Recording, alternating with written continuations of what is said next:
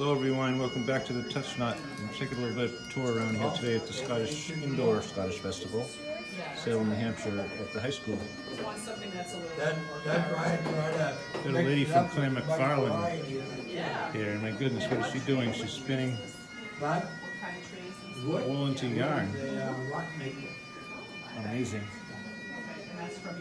What a colorful display you have.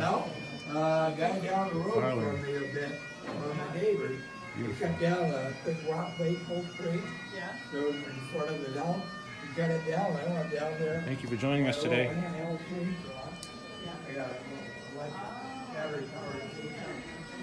This is our friend Buchanan. Dave is the Northeast Regional Director for Buchanan. ClanBuchanan.com. ClanBuchanan.com. You heard that, folks. All right, thank you, Dave. There's our Clan Hatton Association, a Scottish Wildcat display. We're helping out the Scottish Wildcat all weekend. You can see that. People are behind us on that regard. And this is our friend, locally known as the Farquharson. So Farquharson is here. Right. We're having a good attendance today, are we not? Not too bad. Yep. Yeah, slow down a little bit here because we've had, I think people are exiting to various rooms to do their sign-ups and their tryouts right now. So we're going to go out into a main hall here. No, the weather's nicer outside, so it's brighter out here than it was early on. Big vendor display here. Across here is the Scots Charitable Society, which you probably saw on the recent video called the Tartan Ball. Many videos, actually. It's the Scots Charitable Society. They help out Scots in need in that area, in New England, I suppose. Clan McGilvray. And wall here. Clan Graham. Clan Graham's here today. How is Graham? We're doing well, thank you. How are you? Good. Excellent, thank you. Hello, Clan Graham. Good to see all you folks.